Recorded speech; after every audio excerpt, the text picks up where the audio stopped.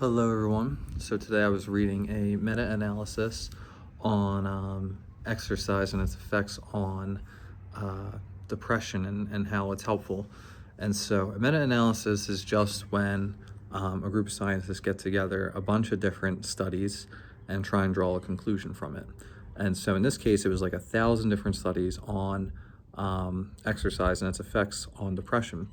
And the conclusion they ended up coming up with was that it was 1.5 times more likely or more effective for depression than therapy or SSRIs, which is medication for depression.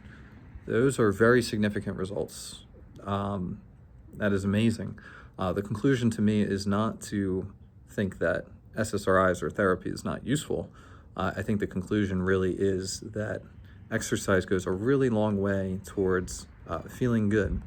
And so in this study, they reference that it only takes 2 25-minute workouts per week to achieve these results, which is amazing. And the other thing that's really amazing is that it doesn't matter what type of shape the person is in. Everyone was still feeling these effects. Whether you're someone who is in amazing shape, a beginner, it didn't really matter. So to me, that is fantastic to know. And then the exercise that people did was a bunch of different things.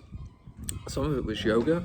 Some of it was just going for walks, walking their dog. Some of it was lifting weights, swimming, playing a sport. It doesn't really matter. The only thing that really mattered was, 2 workouts per week of doing something that got you moving around physically.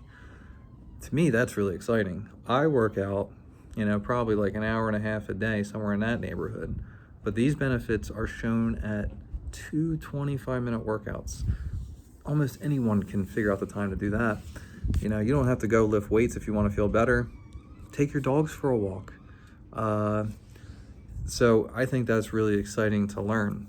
And then I think there's 2 other reasons why this is occurring. One of the things that they talk about is what's called the thermogenic hypothesis.